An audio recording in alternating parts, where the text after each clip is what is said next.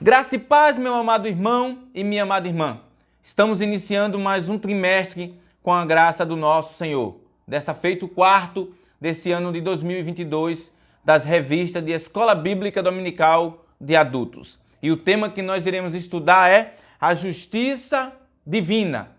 Esta lição maravilhosa será toda dentro do livro do profeta Ezequiel. Então, a priori, eu já te convido a acompanhar as lições lendo o livro do profeta Ezequiel.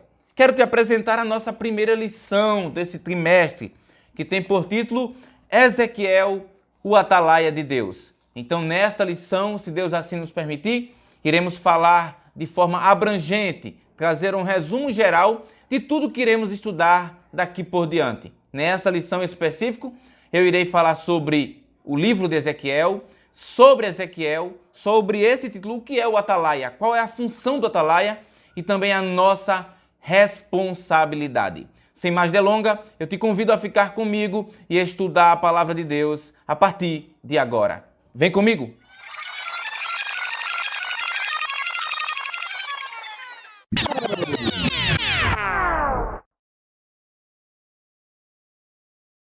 Sem mais delongas, eu quero ler com você o nosso texto áureo e a nossa verdade prática.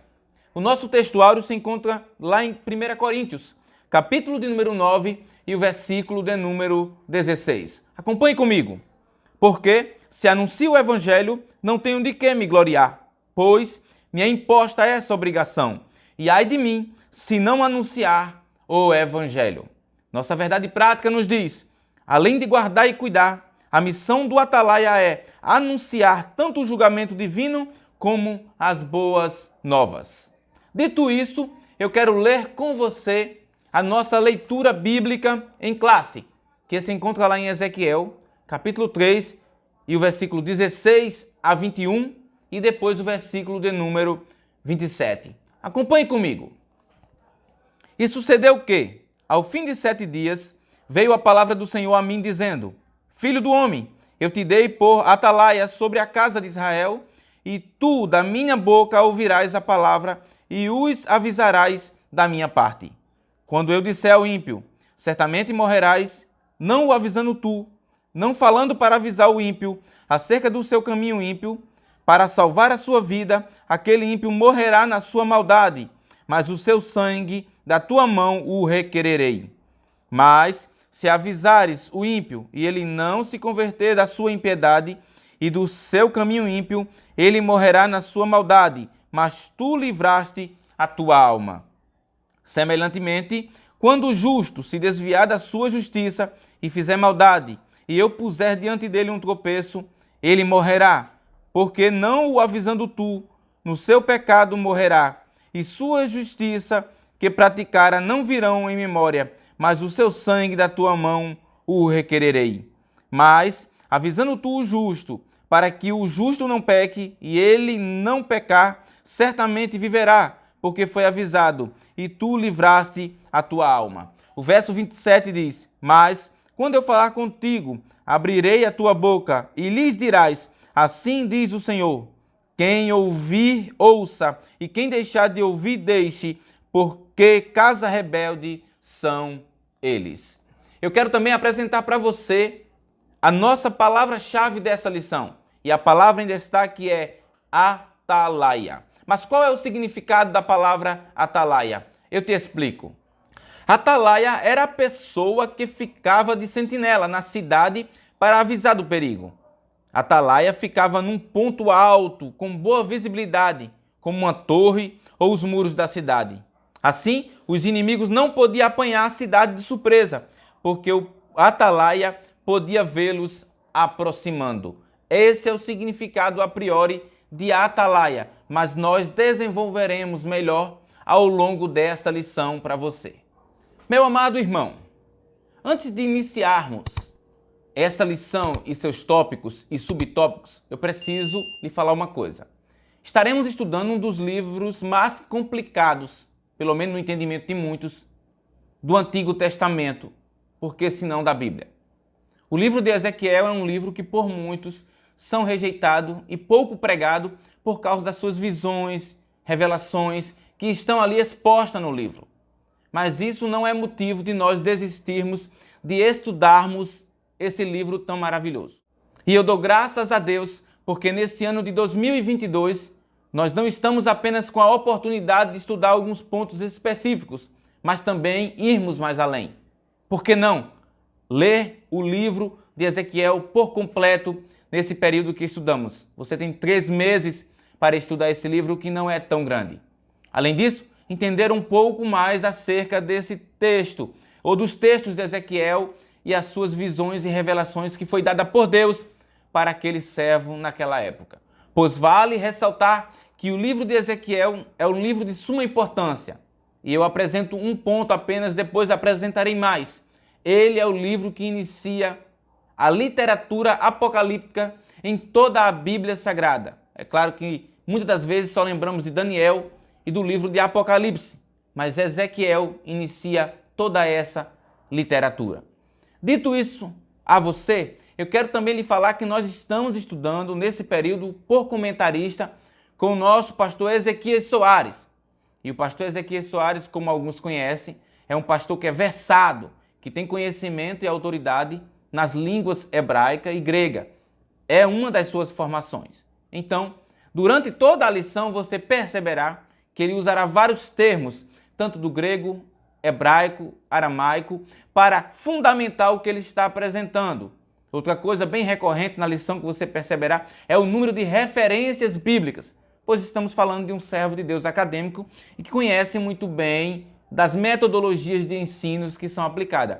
E nós vemos isso muito bem presente na lição ou nas lições que ele sempre comenta. Outro ponto importante que você verá é que ele traz um fundo muito ótimo histórico. Então você terá uma visão histórica, teológica, metodológica muito bem fundamentada, várias informações para você no hebraico, no grego, ou seja, uma fundamentação muito boa exegética por parte do autor para você. Então não há desculpas para você não ler o livro de Ezequiel nesse período e nem tampouco estudar e se aprofundar nele. Essa é uma oportunidade ímpar. E eu estarei aqui para te dar esse apoio. É claro, 30 minutos, 25 ou 35, é um resumo, mas isso te dará um norte para que você possa, ao longo da semana, ir estudando e desenvolvendo o seu trabalho para no domingo, no sábado ou em qualquer dia da semana que for aplicado a escola bíblica na sua igreja, você possa apresentar de forma didática, dinâmica, para os amados irmãos que são alunos na sua classe. Com isso, eu concluo essa breve introdução e inicio para você o nosso primeiro tópico dessa lição, a qual tem por título Sobre o livro de Ezequiel. E está dividido em 3 subtópicos. O primeiro é a primeira parte, o segundo é a segunda parte e o terceiro é a terceira parte. Pois bem, como o livro de Ezequiel leva o seu nome, podemos atribuir logo o livro a esse autor. E qual é o contexto em que é escrito o livro de Ezequiel? Pois bem, você bem sabe, você que estuda aqui e também lê e já conhece as Escrituras, que o povo de Deus é deportado para a Babilônia em 3 levas. Ou seja, a primeira vão ser levados as pessoas que fazem parte da elite, os profetas, as pessoas que tinham um certo conhecimento, um certo status quo na sociedade. Depois, a segunda leva vai levar comerciantes, guerreiros, soldados, oficiais. E a terceira leva o povo todo de Israel, ou a maioria, deixando apenas os mendigos, aquelas pessoas que estavam impossibilitadas de ir para a Babilônia. Porque nesse período, o reino do norte já não mais existia. Como assim? Você bem sabe que no período de Roboão, filho de Salomão, o reino que era um só passa a ser dividido entre reino do norte e reino do sul. O reino do norte herda 10, marque muito bem isso, 10 tribos. E o reino do sul fica com 2 tribos. O reino do norte tem por capital Samaria. E esse reino do norte vai ser conquistado, deportado pelos assírios. Os assírios, nesse período, era a nação elite, a nação mais poderosa da época. No entanto, o povo assírio vai perder esse status de nação mais poderosa para a Babilônia, que vinha crescendo assustadoramente. À frente dele, nós podemos aqui destacar Nabucodonosor, que a Bíblia cita muito bem ele. Então, depois que ele conquista a Assíria, ele vem então agora para uma outra grande conquista. Por quê? Com a queda da Assíria, abre-se um vácuo de quem será a nação mais poderosa. E a disputa fica entre o Egito e a Babilônia. E nessa batalha, a batalha conhecida como a Batalha de Caquemis, a Babilônia sai vencedora do Egito. Então agora não há nada mais pela frente que possa o impedir. Com isso, o próximo passo é rumo a Judá, capital do Reino do Sul. E é quando acontece a primeira, a segunda e a terceira leva. E nessa primeira leva, fora Daniel, Ananias, Azarias e Misaías, vai também o Ezequiel. Vale destacar aqui que Deus nunca deixou de falar com o seu povo. Quando o povo vai para a Babilônia, nós temos no palácio Daniel sendo usado poderosamente por Deus. No meio do povo, lá no rio Quebar, como nós iremos destacar daqui a pouco, está Ezequiel. E em Jerusalém fica quem? Jeremias. Então, em cada local, Deus deixa um porta-voz dele para anunciar o seu evangelho e a sua mensagem. Então, esse é o contexto a priori para você, trazendo de forma rasa do livro de Ezequiel. Podemos destacar o livro de Ezequiel, como o autor da revista bem destaca para nós, da seguinte forma, com 3 divisões. As 3 divisões são as seguintes. Primeiro, a primeira parte pega do capítulo 1 ao capítulo 24. A segunda parte pega do capítulo 25 ao 32. E a terceira parte do capítulo 33 ao capítulo de número 38. Primeiro ponto que você deve aqui analisar são as divisões. 3 divisões. O outro ponto que eu já citei para você é que o livro de Ezequiel antecipa a tradição apocalíptica das Escrituras Sagradas. Outro ponto aqui importante para destacar para você é a forma como é escrita o livro de Ezequiel. O livro de Ezequiel nos parece uma biografia. E ao longo do texto ele vai narrando e destacando ali os fatos ali apresentados. Um dos pontos que nós podemos destacar aqui, o livro de Ezequiel é um livro profético e um livro também em parte escatológico, são as suas características, como as visões, as revelações dadas por Deus e outros pontos que ao longo dessa lição nós iremos destacar para você. A primeira parte pode ser destacada como Deus trazendo um anúncio para esse povo que está no cativeiro, e esse anúncio se dá para a nação de Israel, para a sua liderança e os seus reis. Logo, nessa primeira parte, Ezequiel vai apresentar a prostituição, a idolatria do povo de Deus. E vai mostrar, vocês chegaram aqui, estão aqui porque vocês desobedeceram, apostataram, desviaram-se do caminho do Senhor. E por causa disso, vocês estão aqui. Ezequiel também teve que apresentar aquele povo e tirar deles a falsa esperança de que aquele cativeiro duraria pouco tempo. Mas como fica bem claro em Jeremias, esse cativeiro duraria décadas e muitas décadas. Então, Ezequiel nessa primeira parte, ele apresenta os oráculos do Senhor justamente para o povo de Israel, a nação de Israel, a sua liderança e também os reis. Na segunda parte do livro, a mensagem agora são para as cidades, as nações vizinhas, que são elas quem? Amon, Moabe, Edom, Filístia, Tiro, Sidom e também o Egito. Veja que o nosso Deus não é apenas o Deus de uma nação, mas de todas, que todas está sob o seu comando. Então o Deus que informa que vai castigar, que vai agir, que vai entrar com providência em Israel e corrigi-los, também é o Deus que usa o profeta para anunciar para as nações que estão nas circunvizinhanças. Então, a primeira parte é para o povo de Israel, a segunda parte nós temos agora para as nações vizinhas e seus respectivos também castigo. A terceira parte começa com a notícia da queda de Jerusalém. Ou seja, isso acontece na última deportação do rei da Babilônia. Isso está lá em Ezequiel, capítulo 33 e o verso 21. Se você quiser melhor entender sobre as 3 deportações, eu te indico Jeremias, capítulo de número 52. Lá você terá bem especificado, com detalhe, essas 3 deportações. Eu deixarei aqui na descrição o texto em específico para você, ok? Mas a nossa terceira parte, que pega do capítulo 33 ao 39, vai falar sobre o quê? Sobre o retorno dos judeus para a sua cidade dos seus antepassados. E aqui inclui o quê? A visão do vale de ossos secos. Ou seja, a última parte desse livro vai falar sobre a restauração. Pois o vale de ossos secos, como você bem sabe, é um dos textos mais conhecidos do livro de Ezequiel. É um texto que narra sobre a restauração do povo de Deus.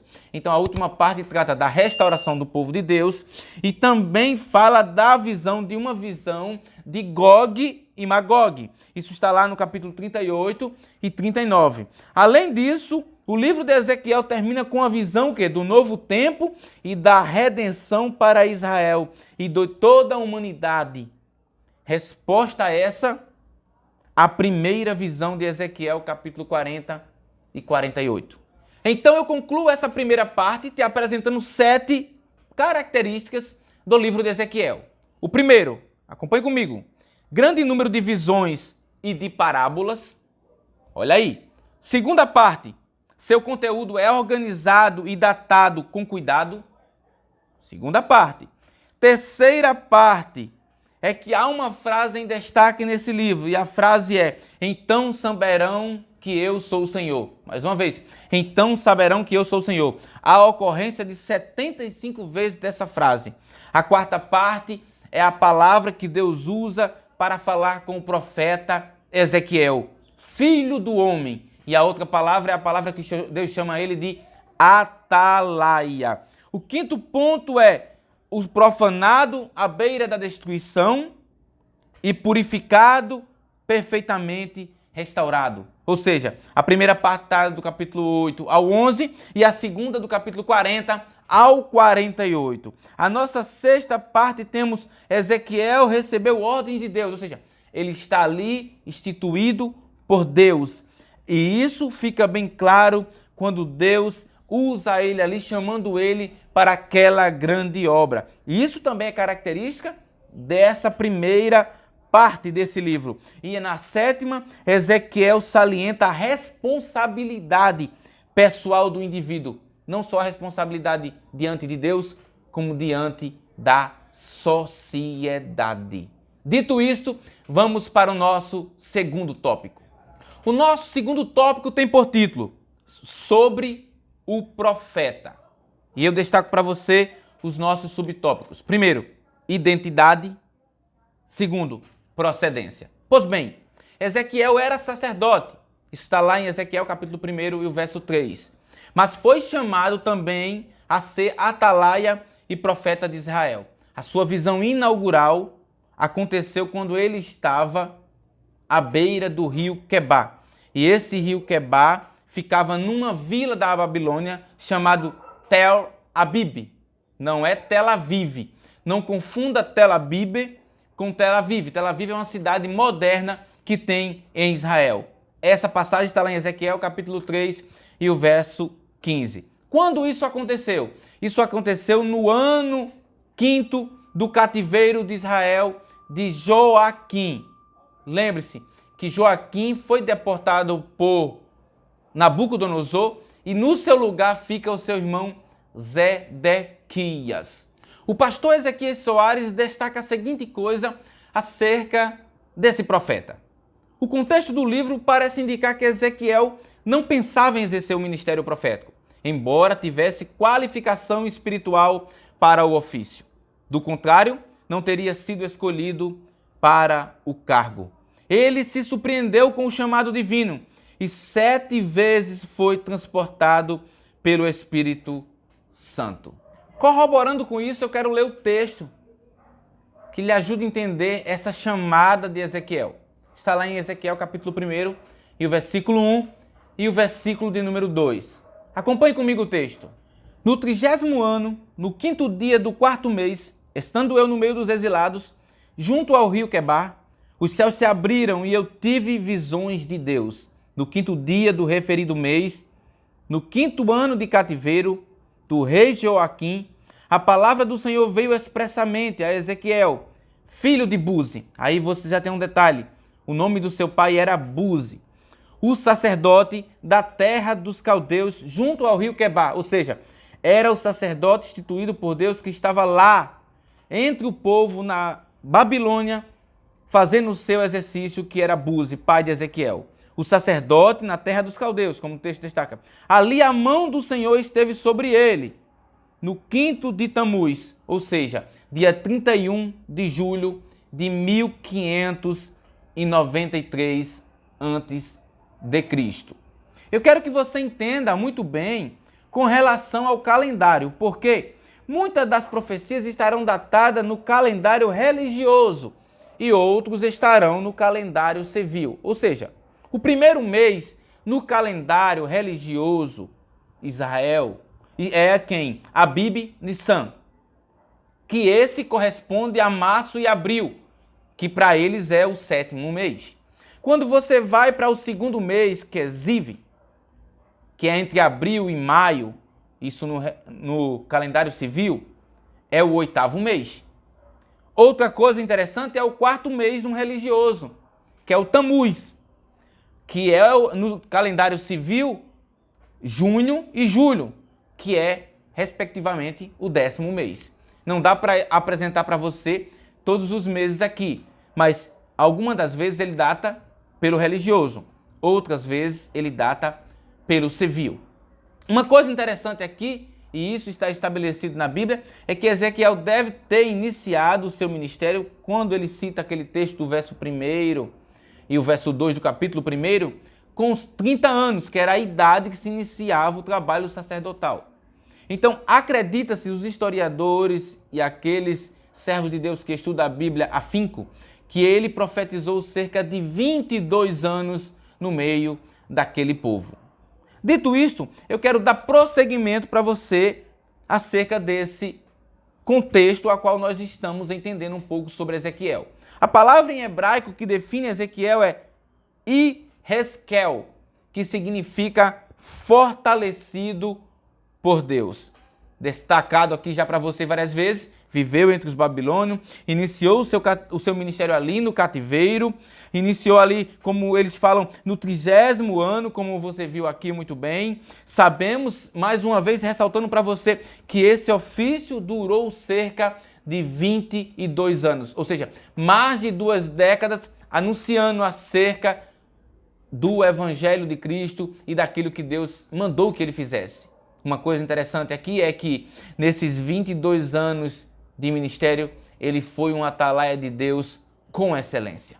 O nosso terceiro tópico tem por título sobre o atalaia.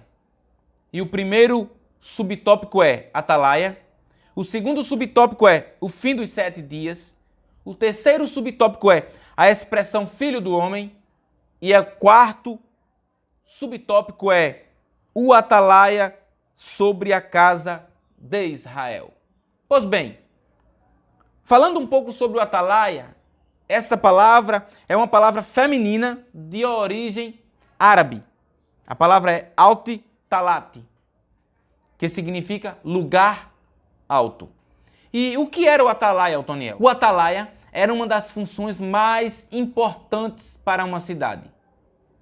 Ele fazia parte do exército militar e a sua função era ficar de guarda em um local alto, na maioria das vezes em uma guarita em cima de um muro. E qual era o trabalho do atalaia? Anunciar acerca de invasões, acerca do inimigo. Qualquer pessoa não estava apta para ser um atalaia, ou seja, precisava de treinamento e bastante conhecimento. Um atalaia deveria necessariamente ser uma pessoa atenta, corajosa, rápida e de boa comunicação, para que assim todos entendessem de forma clara e objetiva sobre o perigo ou sobre outras funções a qual ele também anunciava. Pois bem, o atalaia tinha como função principal e toda a sua cidade esperava dele uma resposta rápida e clara, porque se isso não acontecesse, a sua cidade era pega de surpresa e todos seriam derrotados. Outro ponto importante que o atalaia, quando tocava um certo modo de som, anunciava o perigo. Quando ele tocava um outro modo de som, anunciava, por exemplo, a saída de um rei para uma batalha, a chegada desse rei da batalha e tantas outras festividades e comemorações também na cidade. Ele tocava o instrumento ali naquele toque específico para cada função. Em Ezequiel, capítulo 33, do versículo de número 2 ao versículo de número 6, Ezequiel vai narrar uma parábola de um militar posto por sentinela, pois era também um dos nomes do atalaia, sentinela. Depois vá lá e dê uma observada, leia o texto para você entender melhor. Esse fim dos 7 dias narra justamente aqui a sua primeira visão a qual ele tem.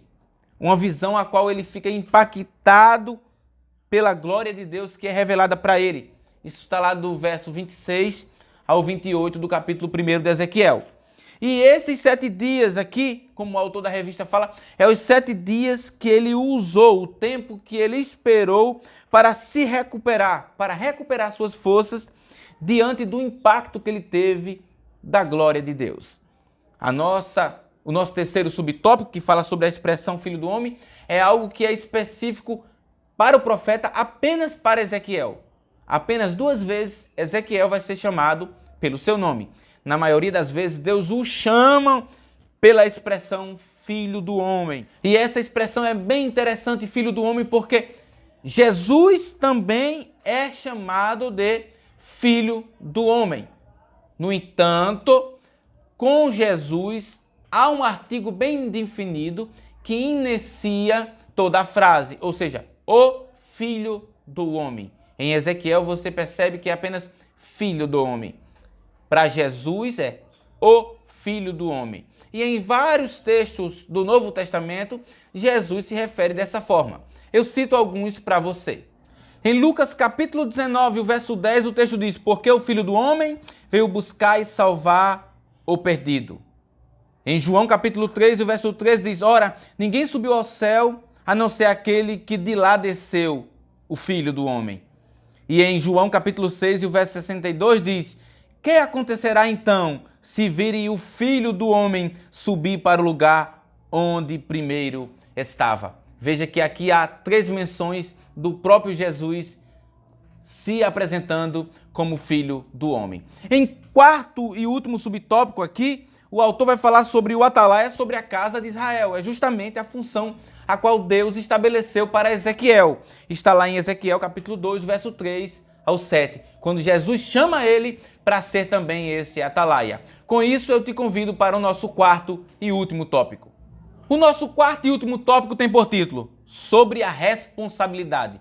Está dividido em 3 subtópicos. O primeiro, a responsabilidade do cristão. Segundo, a responsabilidade do ímpio. E terceiro, a extensão da nossa responsabilidade. Pois bem, mais uma vez enfatizando para você, o livro de Ezequiel é um livro que fala sobre a soberania de Deus e também sobre a responsabilidade humana. E aqui o autor vai enfatizar da responsabilidade de cada ser humano de ser um atalaia, aquele que anuncia as boas novas, aquele que fala do amor de Deus para a humanidade. O apóstolo Paulo entendeu muito bem isso no nosso texto áureo, a qual nós lemos lá em 1 Coríntios 9,16. Ele diz: ai de mim se não anunciar esse evangelho. Que essa seja também a nossa responsabilidade e o nosso entendimento acerca do que Deus colocou para nós. Ai de mim se não anunciar esse evangelho. E o Senhor deixa bem claro, como no nosso texto áureo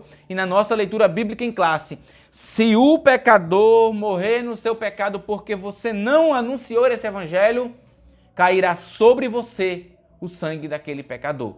No entanto, o nosso segundo subtópico fala: se você anunciou, se você falou, mas ele rejeitou, é culpa dele por ter rejeitado, porque você apresentou muito bem essa palavra de Deus. É por isso que Jesus falou para Ezequiel: quem ouvir, ouça, e quem deixar de ouvir, deixe. Ou seja, está anunciado, está falado, mas cabe a você tomar essa decisão.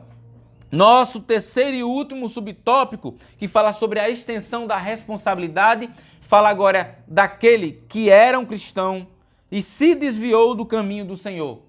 E o autor da revista, corroborando com o que Ezequiel fala, diz: olha, cabe a nós também ir lá falar para esse irmão, alertar ele sobre esse perigo para que ele volte aos caminhos do Senhor. O autor da revista nos diz: é dever nosso cuidar um dos outros na igreja. A nossa preocupação não é somente com o pecador ignorante, mas também com as ovelhas que se desgarraram do rebanho, como está lá explicitado em Lucas capítulo 15, do verso 4 ao verso de número 6. Então lembre, meu querido, é responsabilidade nossa, assim como Ezequiel teve essa responsabilidade por 22 anos, que eu e você possa assumir essa responsabilidade e dizer: Senhor, eis-me aqui, usa-me a mim. Eu quero concluir esta lição com o pensamento do autor da revista, que ele diz: o nosso compromisso diante de Deus é pregar o Evangelho e não converter as pessoas, pois quem converte é o Espírito Santo. O Senhor mandou-nos pregar a palavra, como Deus falou ao profeta, quer ouça, quer deixe de ouvir. Continue anunciando a mensagem. É o que devemos fazer com oração, guiados pelo Espírito Santo. Que Deus assim nos ajude e que Deus abençoe a cada um de vocês. Uma ótima aula e eu aguardo vocês na próxima lição. Forte abraço!